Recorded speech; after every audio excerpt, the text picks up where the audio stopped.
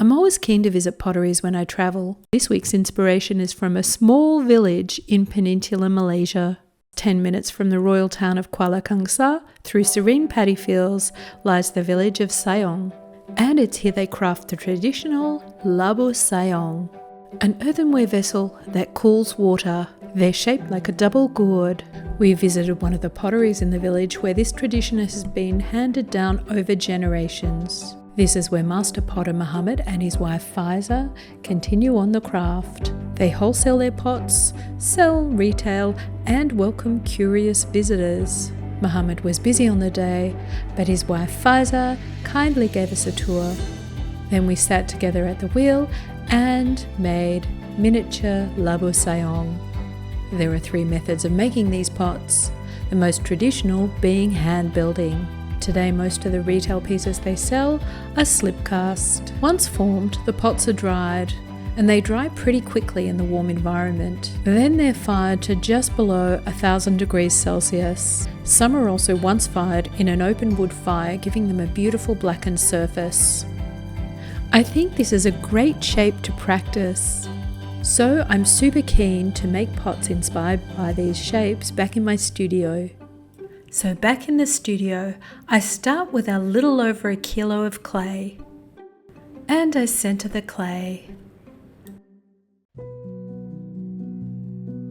I'm using my usual yellow speckled clay. It has a bit of grit and feels surprisingly similar to the clay used to make the Labu Sayong in Sayong. That's actually the local clay collected along the riverbanks. Once centered, I portion off a small amount of clay to make the bottle stopper. I form the stopper top.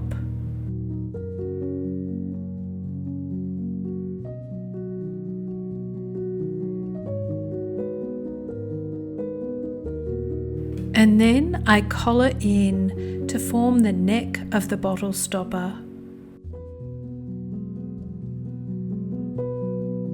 So throwing the stopper top off the hump, that is, off a larger piece of clay, is much easier than centering a really small piece of clay.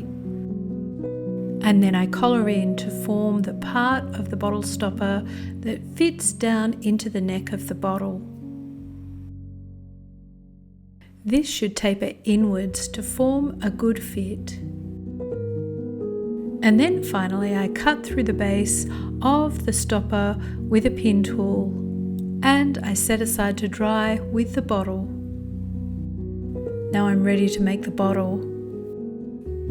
I just recenter the top of the clay. And now I push down into the clay and I open out. I'm leaving a bit of clay at the base of the walls. I'll remove this extra clay once I've finished making the upper part of the bottle. So I pull the walls upwards. I'm keeping those walls angled towards the center of the pot. So kind of a volcano form at the moment.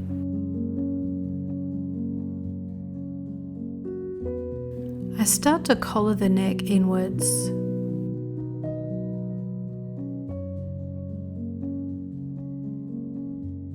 And then I use a sponge on a stick to remove any excess water.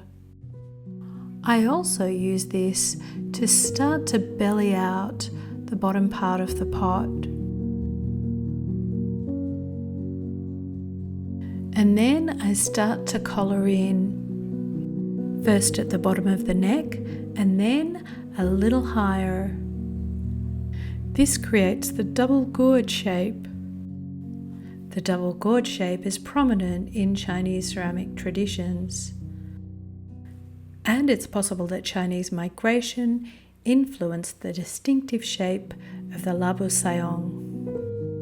There are also many variations in the shapes of Labu Sayong. I'm making mine with a narrower neck.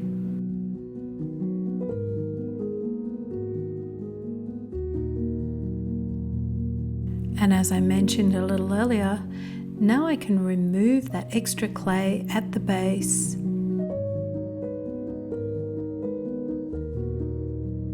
I cut this extra clay away.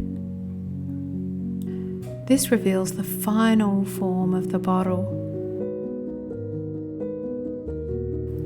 Once the excess clay is removed, I can shape the base.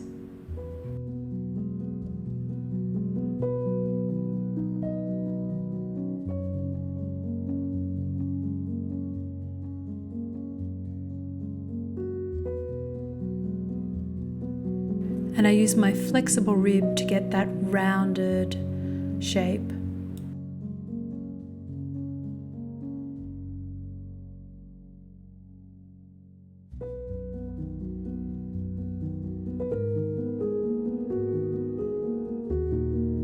Once I have the shape, I'm ready to set aside to dry to leather hard.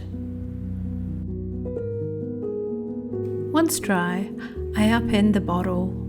I'm using a Giffen grip, which works really well, but you could also make a chuck. When I use my Giffen grip with a long neck bottle, I fasten the neck with extra clay so it doesn't wobble.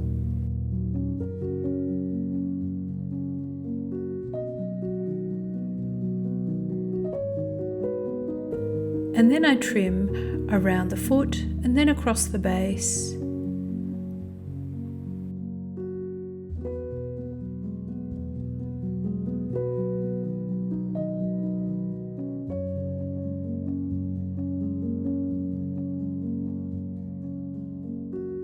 And I smooth the foot to finish.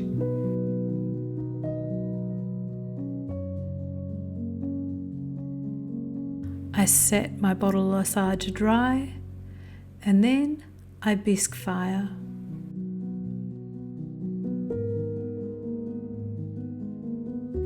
For inspiration, I'm going to glaze my bottle with a matte black glaze.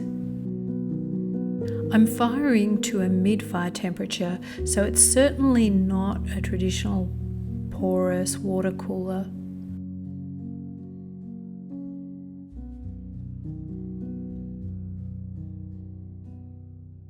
And then I glaze fire. This is a great form to throw. It's a great form for practicing bellying and collaring in. I think it also builds confidence in trimming supporting clay away while the form is still wet. And I think for smaller labu, they could easily be thrown off the hump. As always, thanks for watching.